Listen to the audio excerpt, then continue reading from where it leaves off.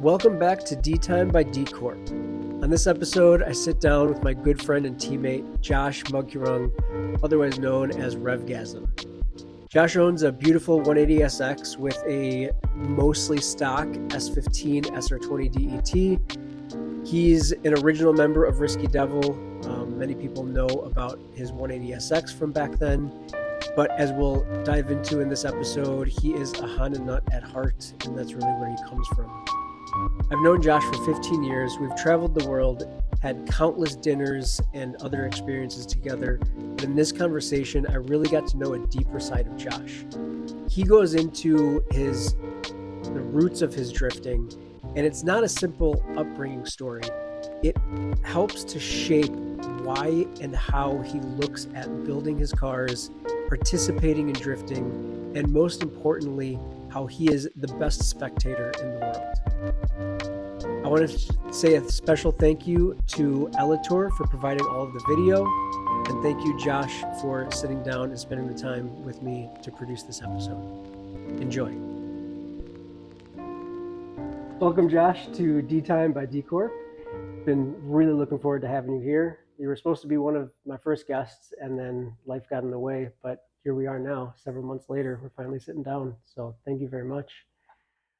Thanks for having me, man. I'm really excited to chat with you. It's always a pleasure chatting with you. So this is a little different for us to do it this way, but I think it'll be fun. Yeah, I guess we'll just get right into it. Yeah, let's do it. Can you kind of go into, just to give the listeners a little bit of your background, why they should be listening to you? When did you get into cars? How have you been spending car life for the last, I don't know, however many years? Well, probably like a lot of people, my dad was into cars. Not a hardcore like driver guy or anything like that, but he had an interest in cars. He the type of guy that would rather look at it in the garage versus like taking it to the racetrack. So yeah, that's where my interest in cars came from, and it kind of just grew larger and stronger as I got older. Ever since childhood, playing with toys to RC cars to a limited amount of like racing that you could see on like standard television because we didn't have cable growing up for the most part. So a lot of NASCAR. Yeah, a lot of NASCAR. Well, IndyCar particularly. I couldn't say that like I knew like the drivers. Like I knew like Al Unser and like that generation, maybe some of those drivers, but like I wasn't like some hardcore IndyCar head or anything like that. But it wasn't till my teenage years when I started like honing in on like specific interests in cars. So really around my teens when like it got really serious, my interests. Yeah. What was your first car? Well, my first car was a hand-me-down, a 94 Honda Accord.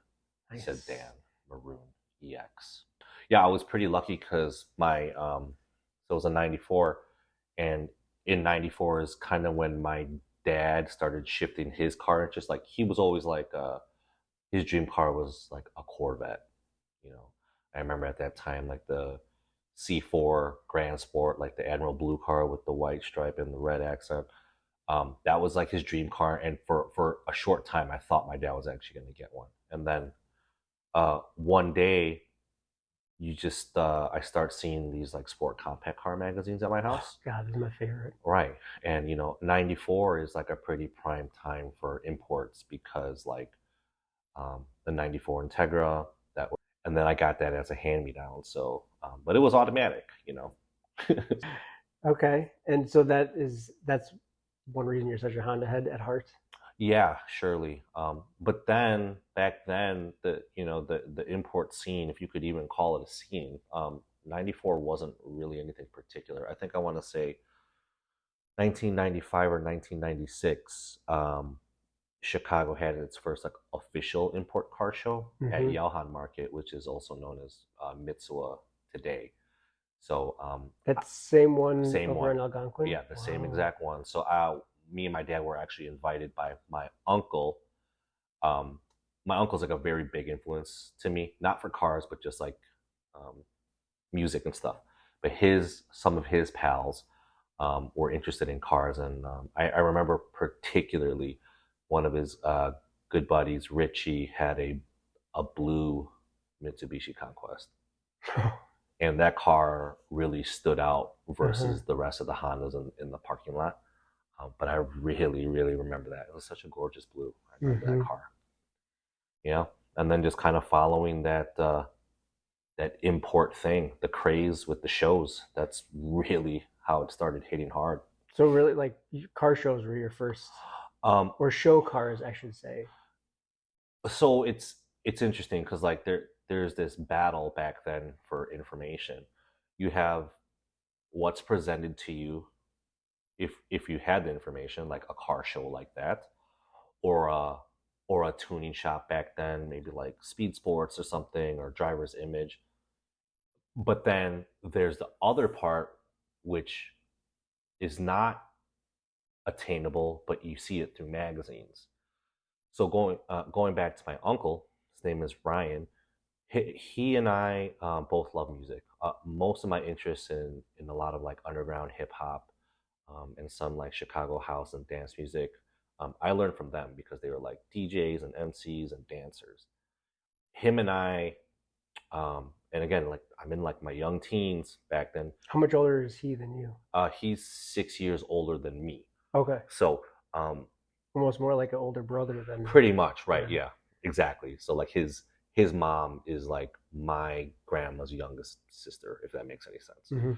So, anyways, he would take me out on these like music sprees. We would just like hit up like all like the underground, like music spots, like searching for vinyl and all this, right? But we would always end up at this place called Tower Records. So if you guys don't know what Tower Records is, it's like Barnes and Nobles but way cooler. And for some reason, it didn't exist. It didn't last. And you had to actually go somewhere to buy your music before. Oh, right. God, you guys, I'm really going to be dating myself on this podcast with Leigh. But so yeah, so when we would go there, naturally, I still had an interest in cars. So you would look at like some of the lowrider magazines or the truck magazines, Car and Driver, what have you. But there was a time when I found my first option magazine. And back then, option magazines were like as thick as a book. You found it at Tower Records? I found it at Tower Records. And that was my first access to real Japanese tuning. So again, like I was looking at what was available, which was mostly Hondas. I guess the DSMs started coming, like Mitsubishi Eclipse and things of that nature, Galant. But then like I was like flipping through these Japanese magazines, like backwards and just looking at images because like I couldn't read it. So that's how I got my first touch of real, JDM. Was that? Do you remember if it was? Was there drifting in that one? Oh yeah, yeah. There was already drifting in that. So did that particularly catch your eye? At the time? Like it caught my eye just because it's different. It's way different. But it wasn't till a few years later in high school, one of my best friends was a girl, actually. Her name was Aya, and she's Japanese. One year she went back to Japan because she's actually from Japan. She went back to Japan for the summer, and she came back with a stack of magazines for me. I don't know, I was like 14, 15, something like that. And I can't tell you how you think you see everything in an option mag, but then I remember she brought me like 2 magazines that were VIP mag, VIP car mag. There were 2 different VIP style magazines that she brought me. Again, totally mind blown, not knowing that stuff existed. Yeah. And then she brought she not Doritan, she brought Rev Speed. So that 100%. And like I said, I all this was on paper first, It was like a big deal.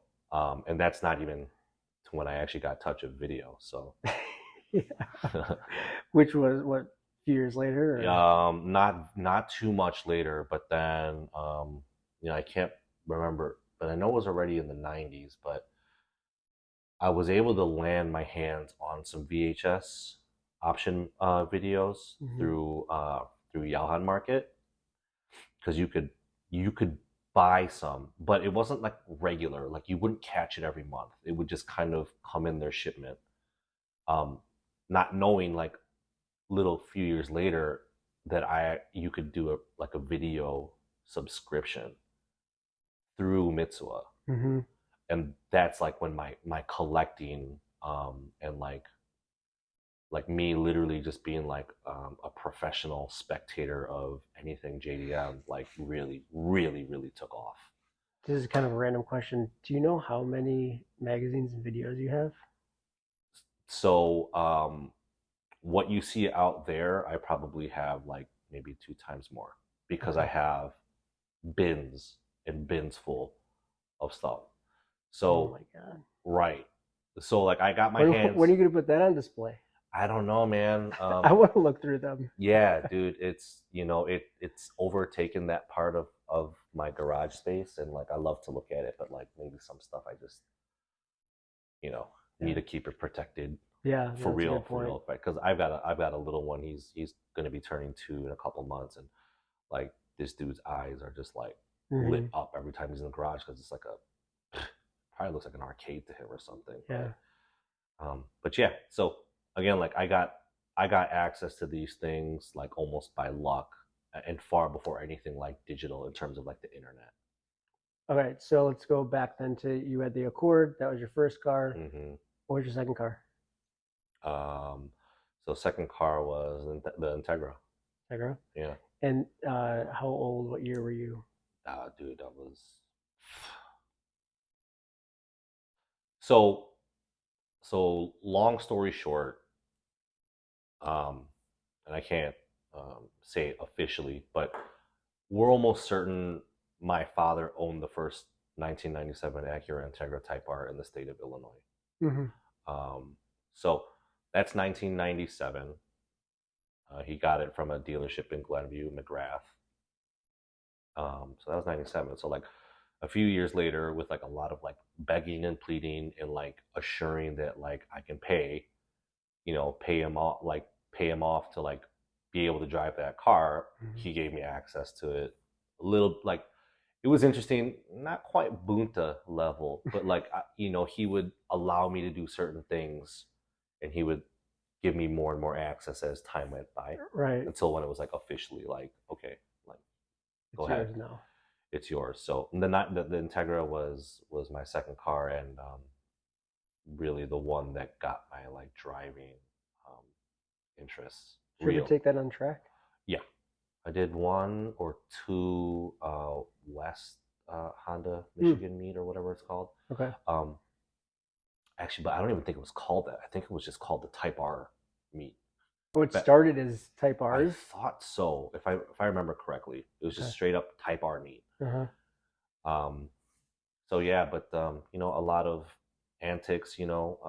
Maybe some of you guys are familiar with the term conjo, but like me and my team back then, we were doing that without knowing that's what that was, pretty much. So Same here. I'll leave it at that.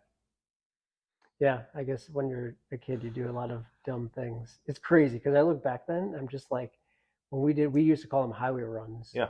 And like how much I didn't know about car control at that point. Doing the stuff I was doing, I was like, it's a miracle I didn't die or hurt somebody else. Or, I mean, I had no idea what I was doing.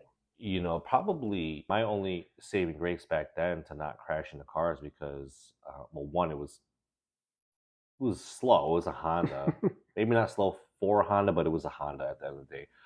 But two, like I really cared about that car, and I would really hate myself if I damaged or crashed or totaled that car. So that was it.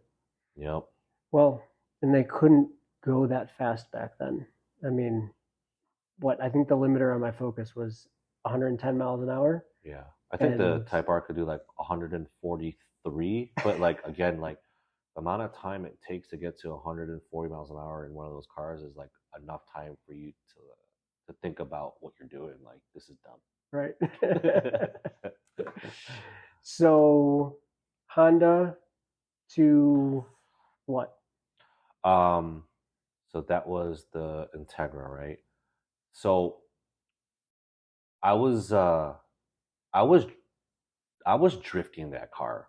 Um, there is a level of skill that can be said to drift a front wheel drive car, and it's never going to look as cool as a rear wheel drive car doing it. But I was I was trying very hard. There's a few people that have done it amazingly. I Yeah, mean, yeah, the low brain EG, low brain the red EG. We saw one, that in person.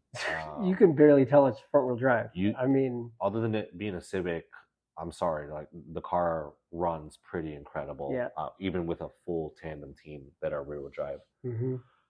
But yeah, no. I made the decision to start looking for an FR, and actually the FR that I had been dreaming about was Hachiroku, a Corolla, Haven't and stopped talking about it since. I just turned 40 years old and I still have a fucking Corolla.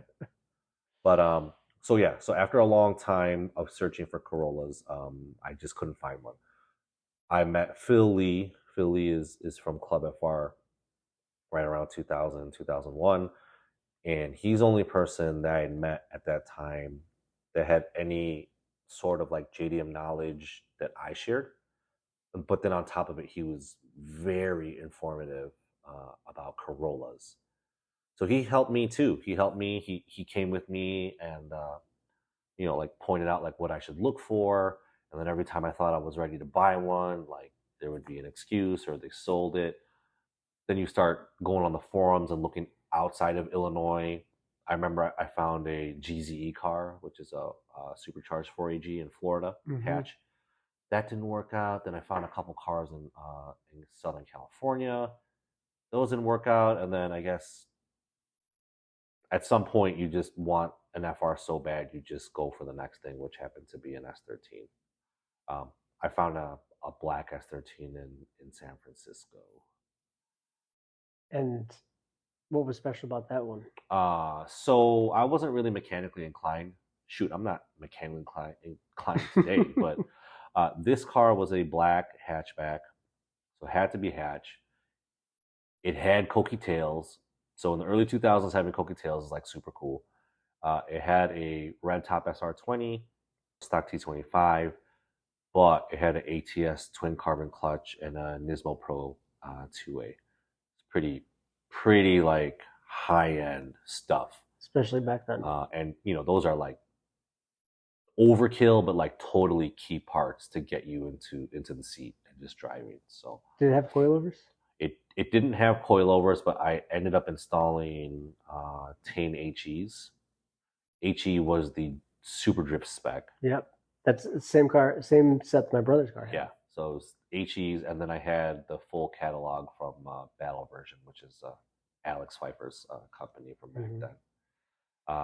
And mind you, that I paid $7,000 for that car, which I know back then a lot of people were like, "You're an idiot. You could build one for way cheaper and this, and that." But again, it's sometimes like when you're like me, you don't trust in your skill set and your ability. You kind of just go for what you think is going to work out, and then just work out the bugs as you learn. Could you really have built one for cheaper? I mean, I don't know, to be honest, because I didn't have the resources financially. I didn't have the resources in terms of relationships and contacts, shops, garage space. You know what I mean? Like I was just trying to figure out the quickest way that I could get into a fucking drift car, and that's what I ended up in. and how long did it take for you to take that to track? Or I mean, even get it out on the street, whatever. Yeah, so that was the problem. So the car came over. It didn't have power steering, and I guess at that time I could say that uh, knowing what parts worked was tough to know. Like, what pump do you get? What Right. belts do you get? This Mhm. that. So I left it to a shop to take care of some of those mechanical things that like I wasn't capable of or just didn't know how to figure out. And then on top of that, um, people were often saying like, "Oh, you need to do a metal head gasket. You need to do aftermarket ARP head studs and all this stuff." And again, it was like a bone stock T25. Mm-hmm. And looking back, like that's fucking perfect. Like if you've ever driven a stock T25 car on 15s or small tire 17s, Mm-hmm.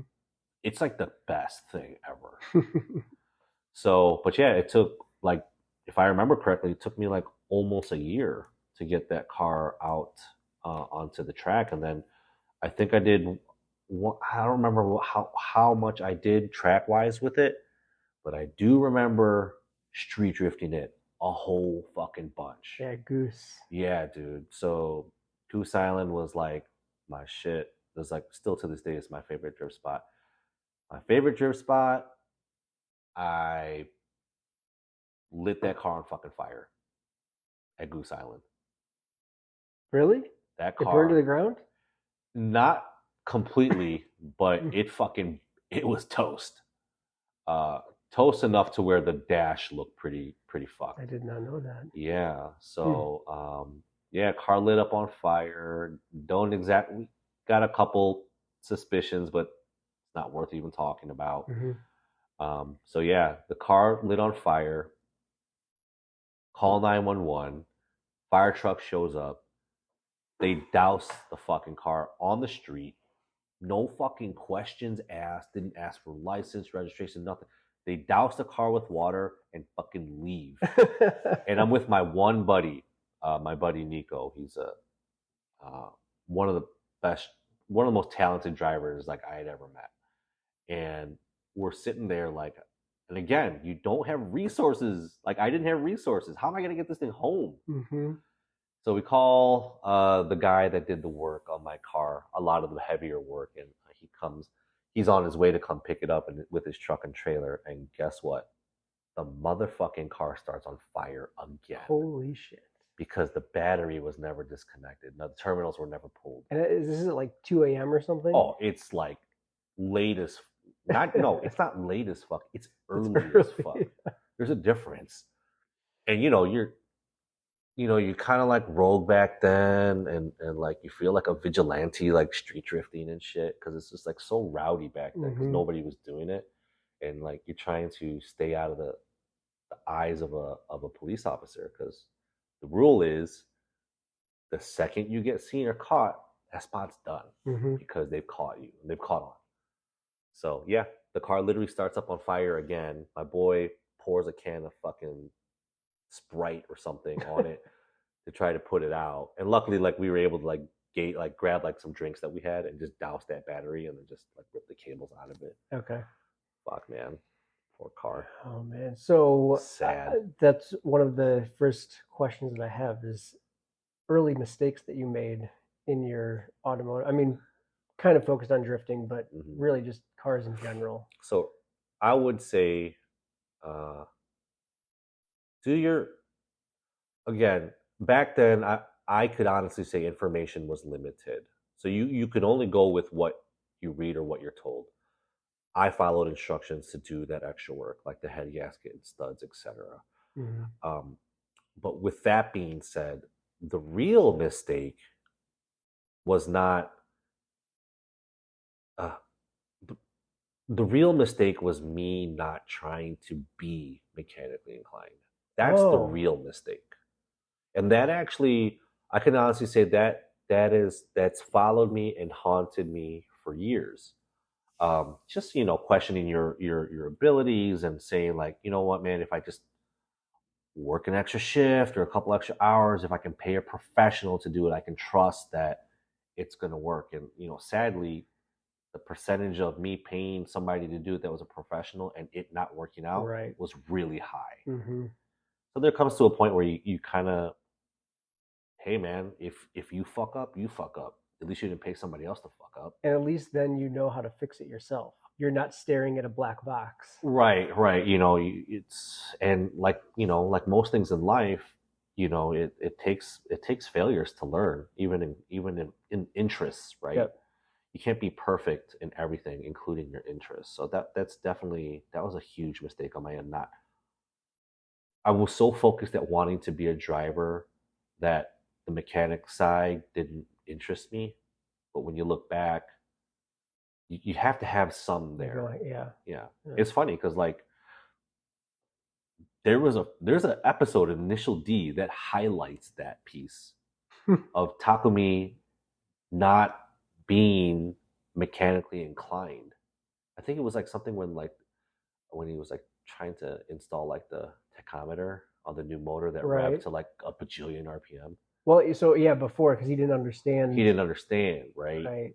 So and then like so yeah. So anyways, right. So the you like anything in life, you have to put effort 360 degrees, whatever your interest it is. Hmm. So I actually I have a question, but what came? Did you just get another 180 after that then? No, so dude, I was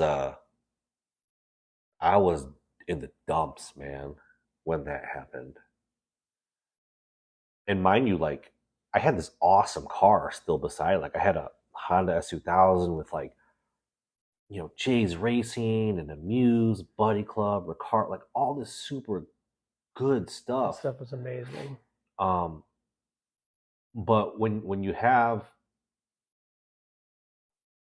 want to be driving the other car and you can't anymore, like it hurts like big time.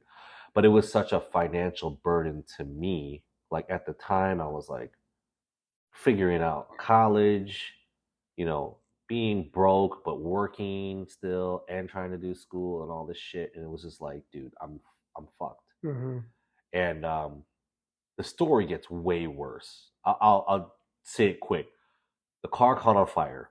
The dude that did the work on it picked it up, right? He brought it back to his shop.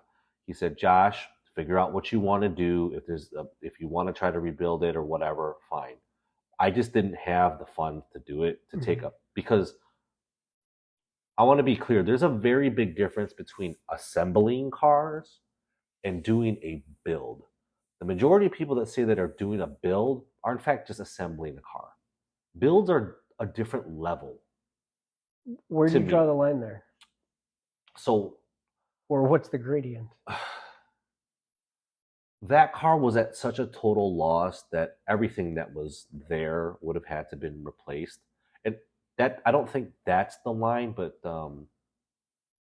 like the customization piece, the Yeah. not off the shelf, the you know, In order to fix that, yeah. or also part of like the while we're fixing it, we might as well upgrade at the same time, which is customization. Then is that what you mean? Yeah, because it was so far gone that it was customization or bust Yeah. at that point, right?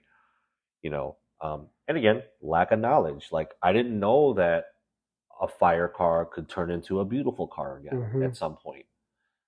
I didn't have a garage. I didn't have my own garage space. I didn't have the tools, let alone the money. Like I didn't have it. So Right. um, instead, I chose the route to say, okay, I need to focus on school. If I can figure out this one damn thing, like then I'll kind of pick up after that. And then the fucking S13 gets stolen from the shop. Oh shit. Yeah, dude, the story's horrible, man. Yeah. It is. So when I say it was a total loss, it was a absolute, complete, total loss. Wow. Because I couldn't even look at it and be like, well, all right, I can plan this, or in a Right. couple of years if I saved it. No, the shit was just fucking gone. And no insurance or no No, right. liability. Or Right. whatever, Liability. It's a Yeah. fucking 93 or whatever Yeah. year that was. The shop didn't want to take responsibility. It was all Mhm. kinds of shady. I was burned.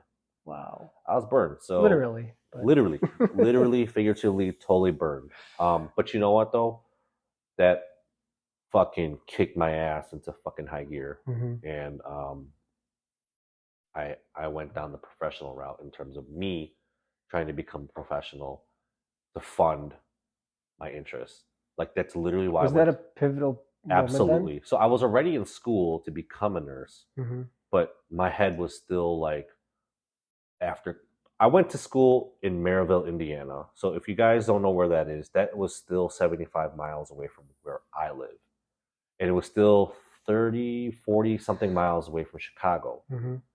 So it's like I'd be in school, and then what the fuck do you want to do at night? You want to go meet up with fucking Risky Devil and fucking go street drift. Mm-hmm.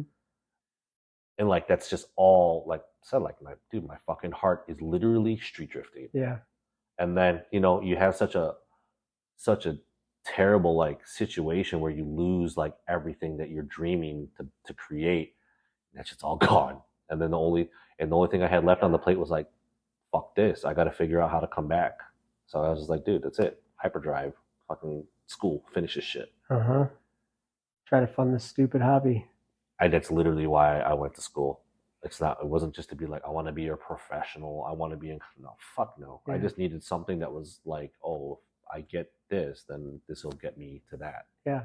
Which is cars. Oh, I know that way too well. Yeah, man. Seriously. Still to this day, it's like grind because for cars. Absolutely. Yeah. So maybe this is a redundant question, but I still think it's interesting to think like of the. I mean, again, we can include the Integra, but when you look at the 180, and even maybe even your second 180 that you got, was there anything on those cars? Because you bought well, at least the first 180, you bought that assembled already. It could have driven right away. You decided not to. Right. So what about that car did you think was going to be important and it wasn't? Or like what was there something that like it was a mistake buying that car aside from the bad juju that it apparently had? But was there anything like when you were driving it, when it did work, or when it was sitting in the shop and you're just staring at it, I wish it didn't I wish it drove right now? No, I was obsessed, man. I was like totally obsessed. I don't think there was any mistake about buying that car because I was like laser focused. Um, at the time, like I know today, uh, there's this world of influencers, right? I don't know much about it because I don't keep up with much, but like there are influencers. So to my generation or to my interest, if I had to say I followed an influencer, it would be literally the guys from Japan. Although they weren't influencers, they influenced me. And around that time frame, uh, D1 Japan came to the United States. They did their first event at Irwindale, where it was exhibition. Prior to that was like RSR and stuff. And if you want to find out more about those events, like listen to Benson's podcast because he has a lot of detail and a lot of participants that have like a whole lot of stories and feedback about it.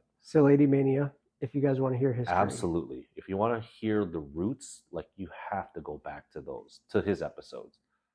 But anyways, what I was getting at is these Japanese guys were coming to the States. And me being like an avid spectator of all things like Japanese and drifting, like watching all the VHS tapes in real time per volume in a row for years on end. I was like, holy shit, these Japanese guys are befriending Americans. Mm-hmm. And I was like, I wanted that really bad, dude. I was like, dude, what, like, how cool would it be if, like, you know, Imamura knew me? How cool would it be if, like, Ueo knew me?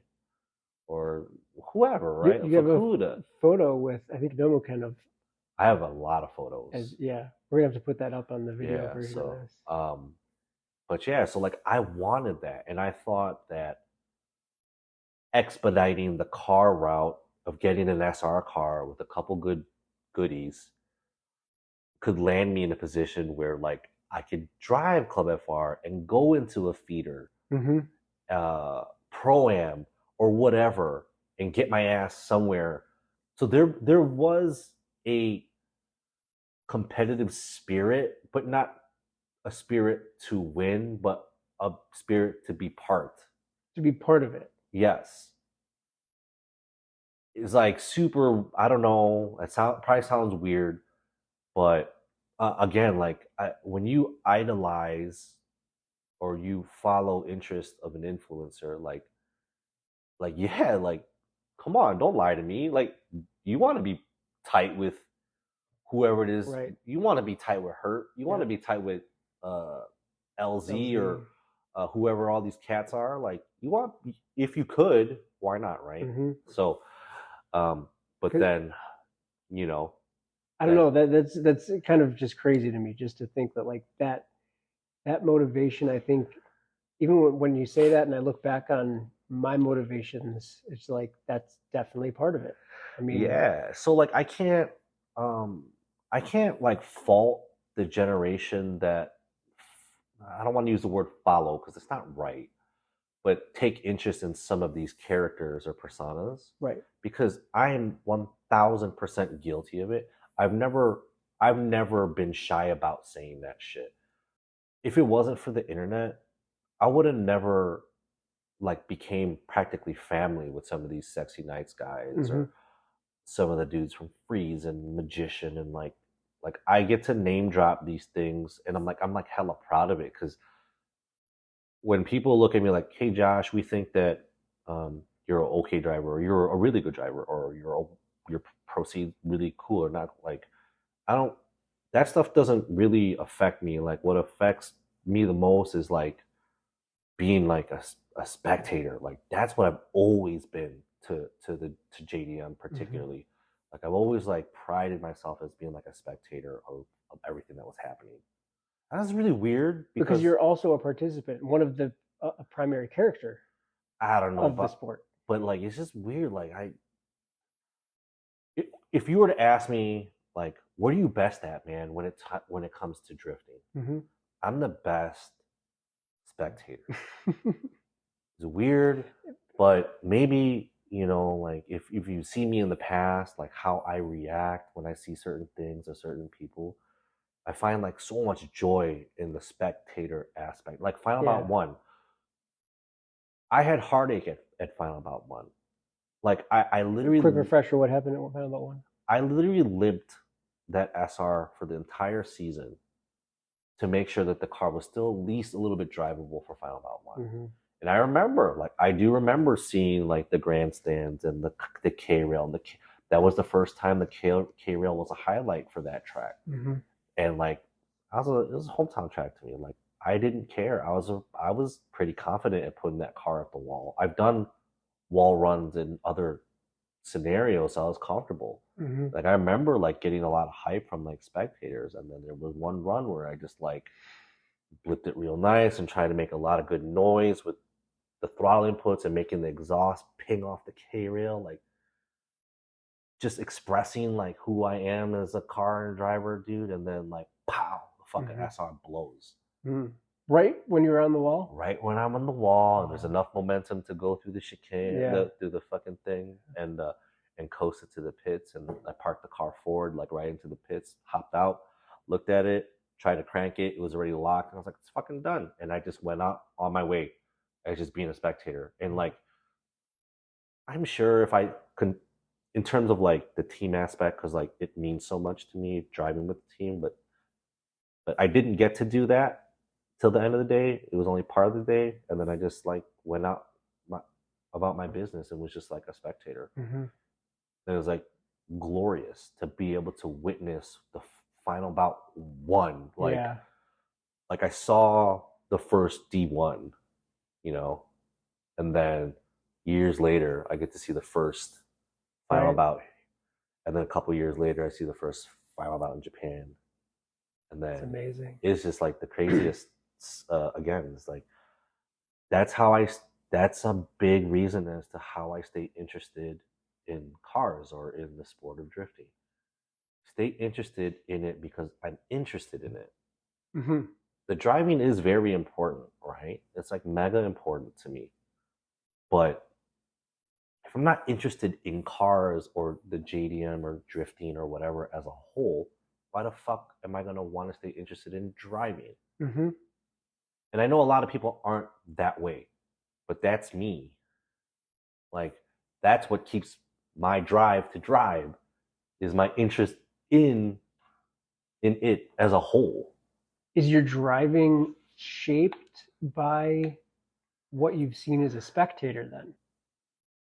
There are two specific drivers that maybe three, but two very, very specific drivers that I noticed that they can communicate who they are through their driving. Hmm. So number two is Kazama Yasuyuki from Road X Tile. right? So he's the guy that rocked with DG5 Keiichi's team for a while. Green S15, blue prior to that, red.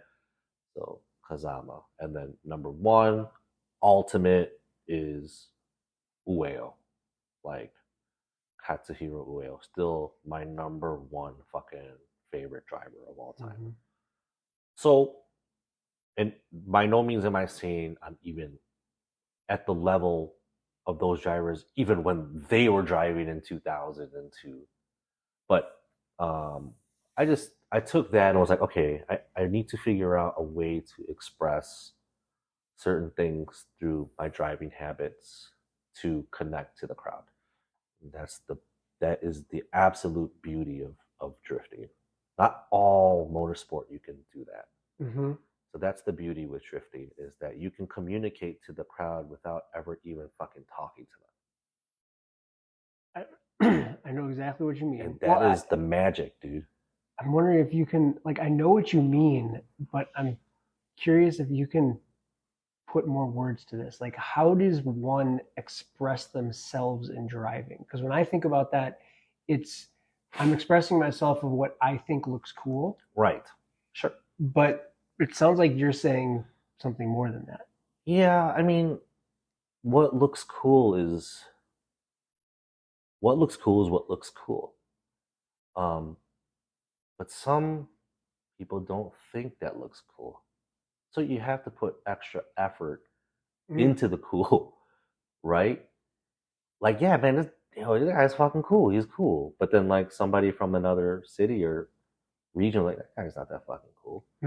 But then when you can see the effort on top of what they, what their effort. Yeah, there's like a certain effort there. There's a certain showmanship in drifting that I try to do, and the funny way for me to do it is to express it in a car that's not highly capable.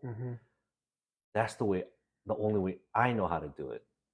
So a lot of people are like, dude, like, the biggest compliment I get is like, yo, man, how much horsepower does your car really make? The car really makes 250 horsepower. It's a stock S15 SR. It's not a stock S13 SR, but it is a stock S15 SR. And, 250 wheel. It's if I'm lucky, 250 wheel, because it's got a couple bolt-ons, right? A couple nice bolt-ons, nice manifold, nice exhaust. Maybe it makes a little bit more power, but it's 250 horsepower car at the end of the day. Yeah. And the magic behind that is to be able to, one, like, express like my habits. Like when people say to me, man, Josh, you're really smooth. I don't take smooth as a compliment, because I don't know, like, me, if you were to ask, like, oh man, Josh, like, what is your opinion of NOB? Taniguchi, if you guys don't know.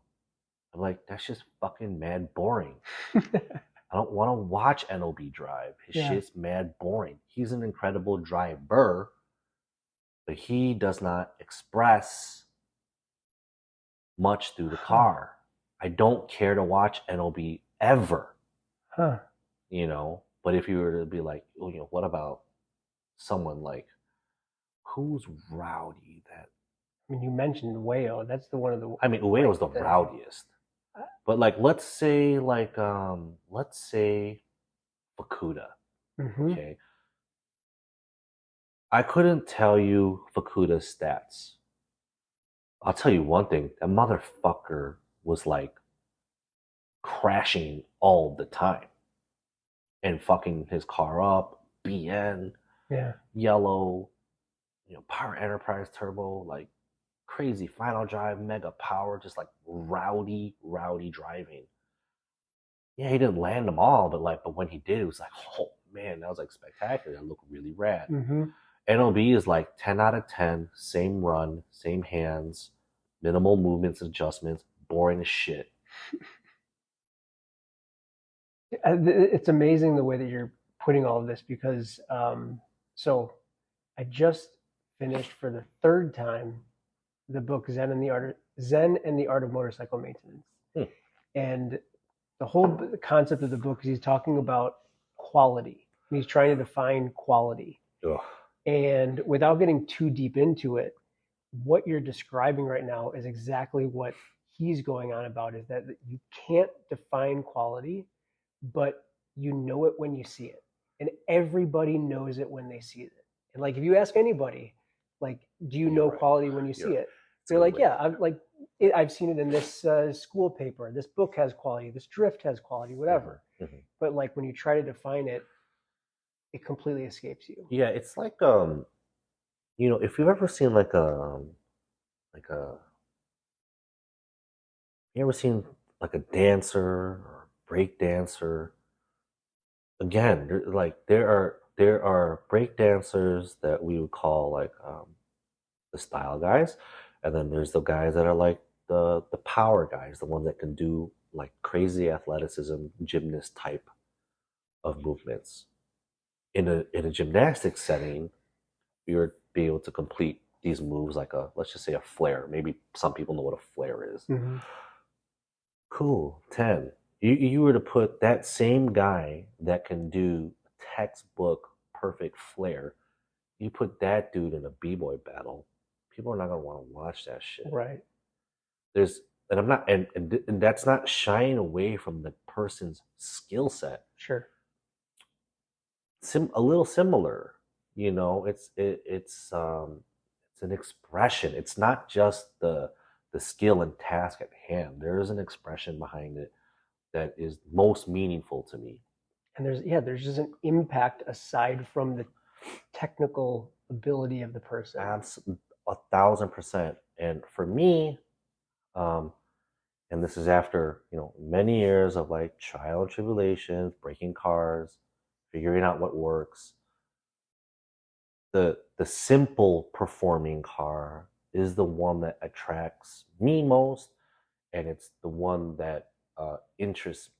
That's the one I take most interest in Hmm. because I not all the time, but often the higher end cars are more difficult to show your personality, in my opinion. And it's funny to say it, but like all your personality gets clouded by the smoke. Yeah, that's actually, I mean, there's no, I guess I shouldn't say that. I was going to say there's no pro car where personality shines through, but that's not true. That's not true. I mean, you have like Forrest. I think he has a really dynamic quality to his drifting. But just like you said, though, when when you see Forrest's car, you're like, oh shit. But then when you see him driving, you're like, oh, Right. oh shit. And it's when you know. And what is more exciting to watch drive? Him in his Formula D car or him in his grassroots car? I I mean, I've seen both. I've street drifted with Forrest, mhm. and it was fucking incredible. The Again, anybody can do, like, not any, well, a lot of guys that can do a third gear manji into an entry can do it, like, cool. But again, there's just certain, I don't know, it's very difficult to explain, but it has, it's just like your attitude, the way you grasp the wheel, the way you use a shifter, the way you do the throttle inputs, when you time the clutch. Mm-hmm. If you want to hear the ping off the limiter, right? Not holding limiter, but ping, just Mm-hmm. there's just a beauty behind it that maybe some people that have just watched it for so long get it.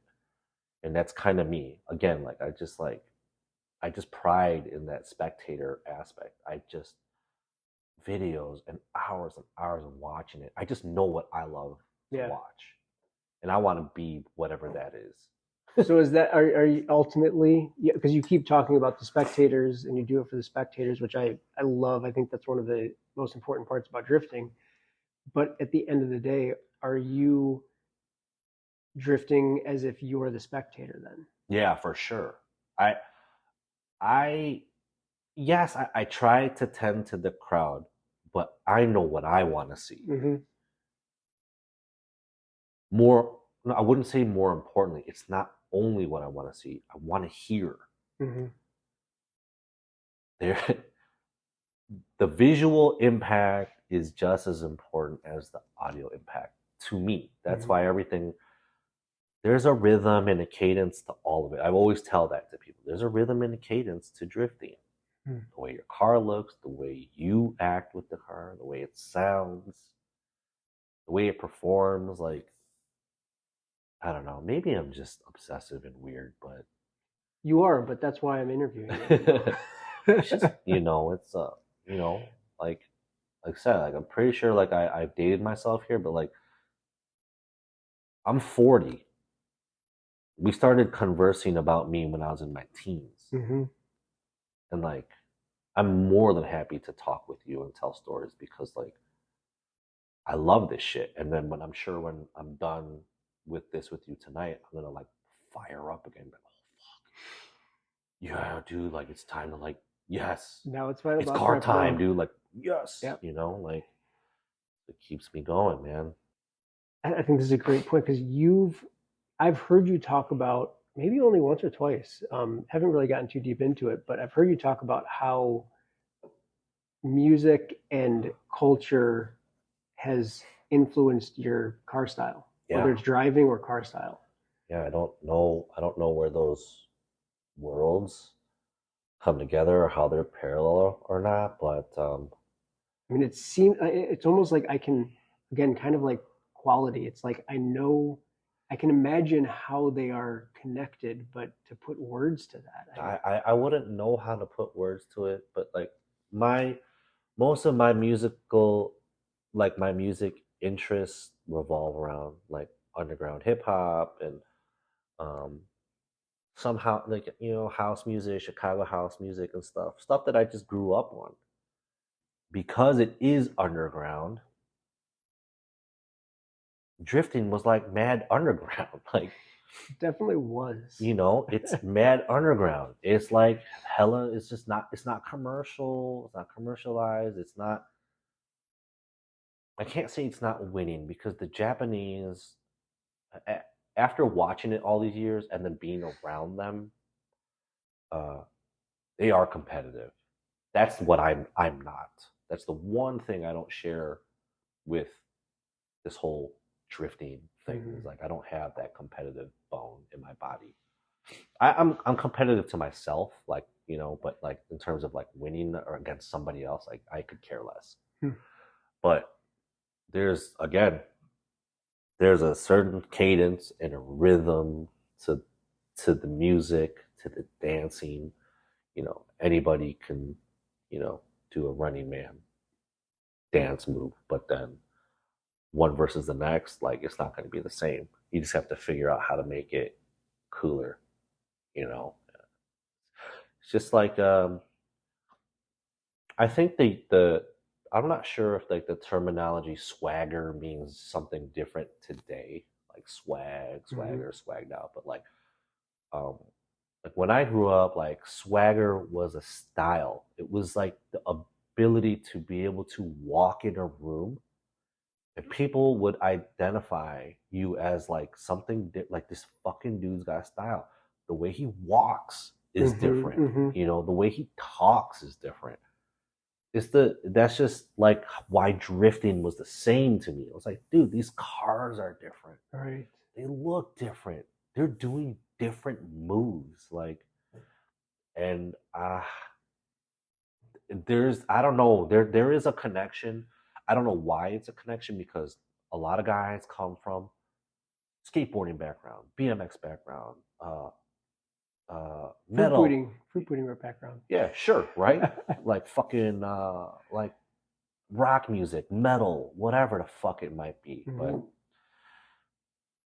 somehow, some way, somebody out there probably has a similar connection to their music interests or whatever it might be with their drifting interest.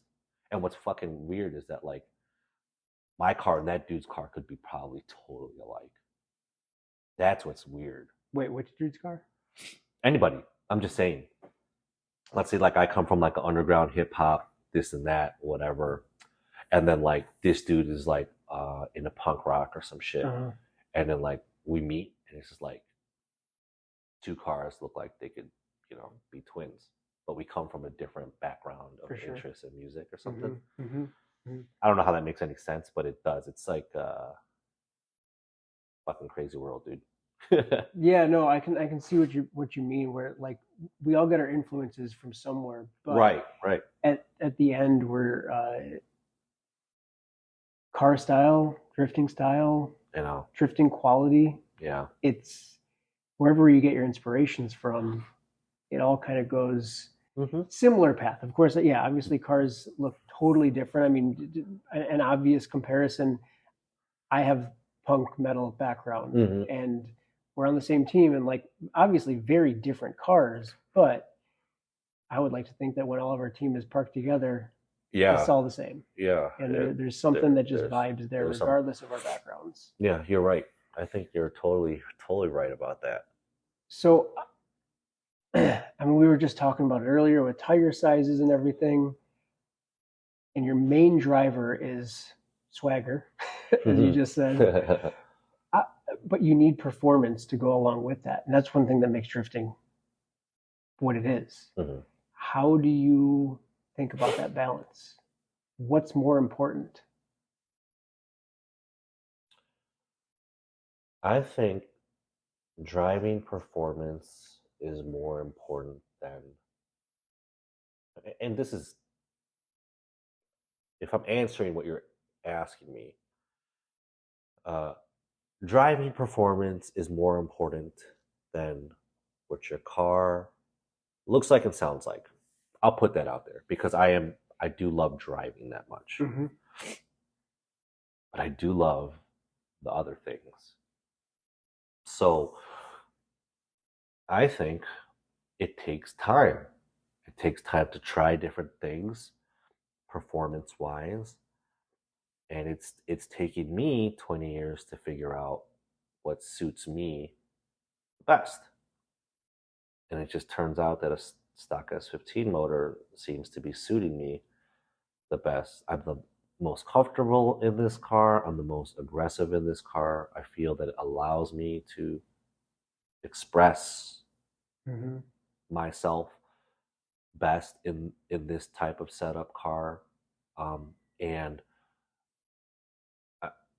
it's weird. I know I say I don't have a competitive drive or a competitive bone, but like I sure as fuck will try everything I can to keep up with whoever the fuck I'm driving with, Mm-hmm.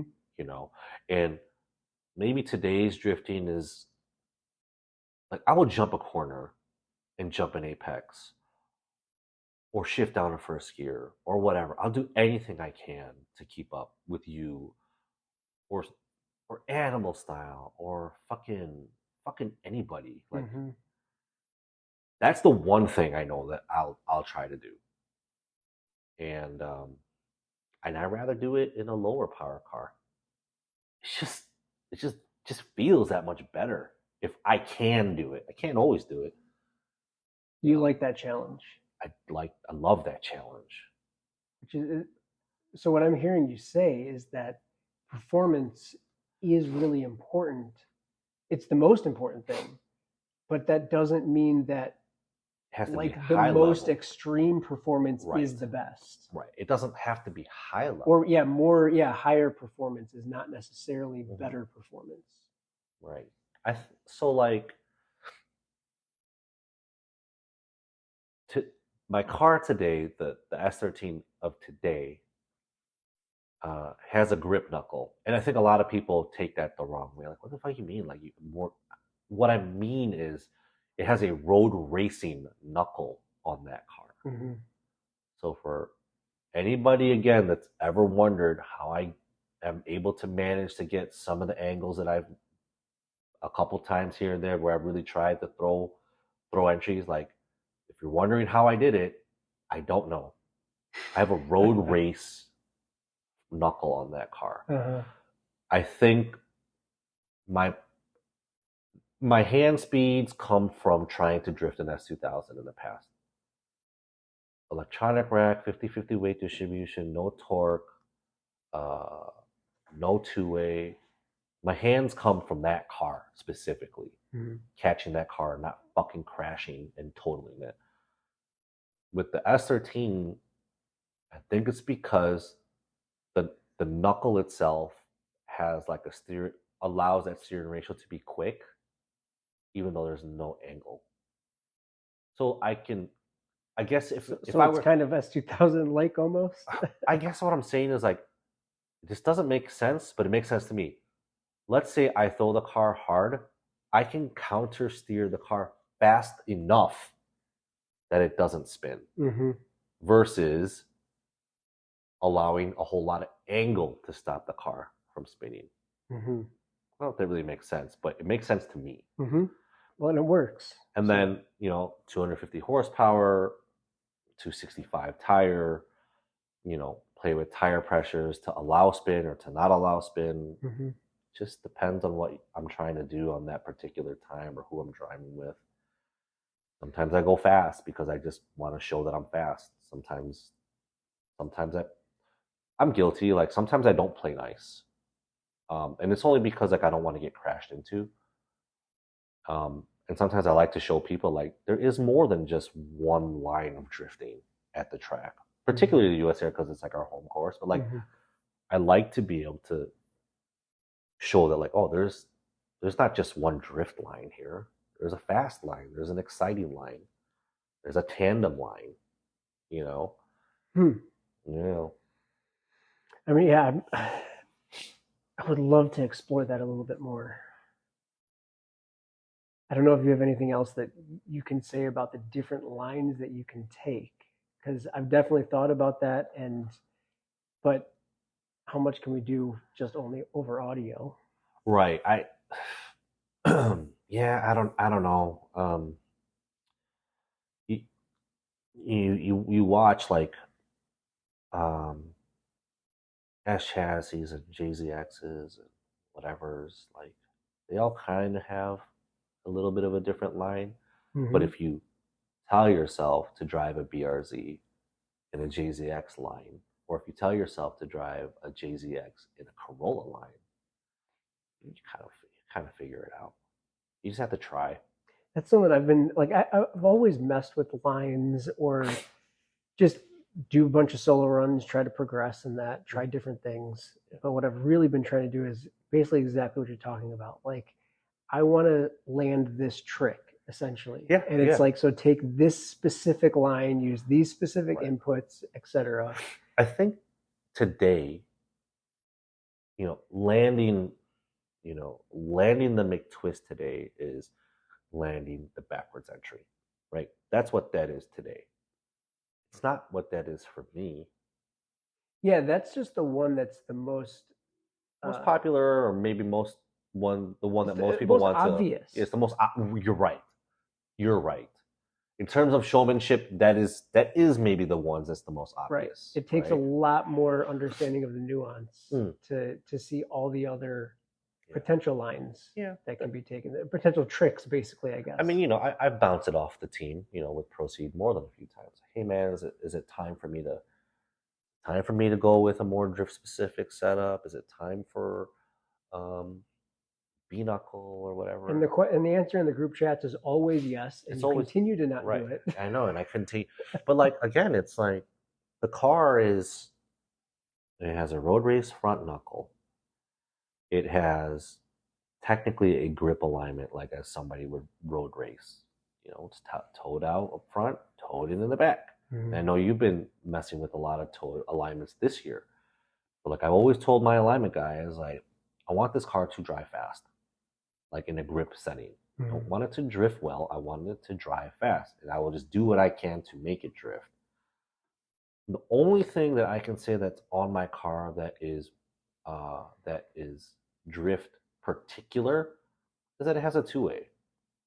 And a lot of road race guys can do two Sure. ways, Hmm. but maybe it's not the number one choice. Like maybe one and a half or whatever, adjustable something. But like that's about it. That's on my car. That is like, oh, it's a drift car. Yeah, it's got a Hmm. two way. That's about it. For any of you guys listening that have S chassis, you already know 6 degrees, 7 degrees, 8 degrees, sometimes 9 degrees front camber. I run four. Hmm. Zero camber, 0.5, 1 degree negative in the back. I run 2.5 to 3. Mm-hmm. There's nothing about this car setup that screams drifting, Right. except that I try to make it drift. And the style. Sure. Right. You know, But yeah, and do you do that because you think it? Well, I'm not even going to leave that question. Why do that for a? It is a drift car ultimately. ultimately it's a drift car, but I want a car that I can drive quickly in any driving scenario. Whether it's if I get the opportunity to bring it on the road course, but that's always been a focus of mine that like has kind of escaped this car, um, because somehow drifting always seems to take my, I always lean towards drifting Mm-hmm. because it's just so fun. I always prioritize drifting, but when I'm out and about on my own doing solo night runs, the car will hit an entrance ramp quickly. It's got some front grip. Like I can kind of utilize the Brembos. It's got a little bit. It has like that flexibility that I want on that car to have. And this is coming from me that had a 4 500 horsepower JZ car that had a 555 crazy Japanese style knuckle before. Mm-hmm. Like I figured out that I figured out the more that this car drives like a Honda, the happier I am. When it, Way to let's bring it finish full the circle. podcast. That's it. Yeah. Yeah, man. I like a stable car, man. Like I just like a stable car. I love it. Period. Yeah. Because you're gonna find my car on the street 95% of the time, and then that 5% when I can fit in drifting at the track, I'm just gonna let it roll, man. Like I'm not gonna change it to make it a better drift car. Right. At least today, I'm not. But now that I've got some other projects that I'm kind of trying to focus on, and um, some other ideas that are going through my head, maybe that's why I do bounce that off the team. Maybe it is time that I take the next step and um, go a little more drift specific knuckle, a little more drift specific alignments, and maybe this is the time that I'm finally allowed, or no, maybe I'm finally good enough in myself that I can utilize those kind of parts. Sure. So your more, let's just say, balanced setup. Mm-hmm. It's not because it makes it a better drift car or something. Not at It's all. because it makes it a more enjoyable machine for you Oh, 100. That's exactly what in it how is. you use it. Mm-hmm. And You drive on -7, -8 degrees. I did it for years. Tried it on 215s, on 235s, on 255s, whatever. Fucking hated it every time. Didn't matter what alignment I had in it. Didn't matter what tire was on it. You have like extended lower control arm, big camber up front, aggressive knuckle, and I want to go cruise to the city. I'm pissed off. mm-hmm. You know, that's why I rather just have a balanced car that makes me smile. And Yeah. I'm mature enough to say it's okay if like you don't have the best drift car, as long as like you're just happy in your own car. Mm-hmm. You know, Are you happy in your own car? yeah, man, super. It's there's nothing that's stopping me from modding that car. I have the ability to mod it. Yeah. I told myself to spend a little money on it. I could, but I don't because the car is the best right now. Mm-hmm. It's the best for me right now. Amazing. I know. Well, we should probably wrap it up. It's pretty late, Yeah, it is pretty late. It's Thursday night. but I feel like we're just scratching the surface. So I hope we I can know. find some time to do this again, maybe in winter or something when everything slows down. I don't know. I do want to end it on a question that I really like of what have you changed your mind on in the last 10 years related to motorsport? Related to motorsport.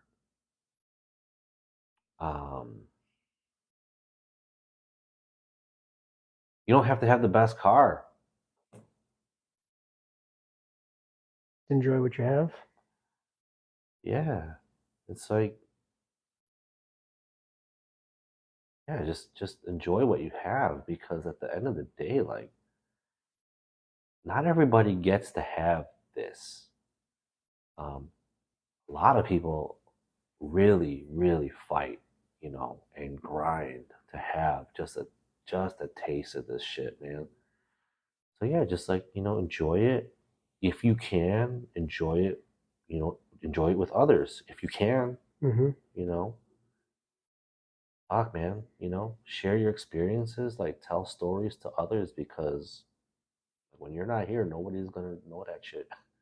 No one's gonna know if you don't Mm-hmm. if you don't share those experiences. And I'm really happy I got to talk with you, man, because I've been off of social media since December. I mean, I don't get me wrong, like I pop in here and there to like maybe sell something or whatever, but like you know, the storytelling has definitely gone down quite a bit, and it is something that I miss kind of doing, to the people that actually will like reach out to me and say, "Hey, Josh, like, could you tell me about this time, or could you tell me about how it was?" Like, a lot of people, I know proceed means to move forward, but like I really, really like love like my past. Like Mm-hmm. I love the car stuff from the past. Mm-hmm. So yeah, man. You gotta get a. Have you been on Benson's podcast? No, I haven't been Yeah. on Benson's, man. He probably hasn't even gotten to that point of US drifting yet. He's done so many Yeah, podcasts, but dude. he's going deep. He's going very deep, and Yeah. he's the perfect guy to do that. Mm-hmm. Definitely. Yeah, man. Well, thank you very much for your time. I Anytime. know this is, I mean, I wanted to get into balancing family life and everything because you have a heck of a life outside of cars that you're trying to balance. So thank you Yeah. for finding time. Yeah, man. It's 11 o'clock at night for everybody listening. That's the only time Josh could find to Yeah. to do this. He's grinding hard. Yeah. So, For daddy, hubby, yep, yep. nurse, shit. Yeah, it's tough, but I'll do it for anybody if you ask. Mm-hmm. For anybody and any 180. Ah, yeah, that too. Or Corolla All right. guy. Thanks so much. Thank you for listening, everybody. Thanks, man. Later. Bye.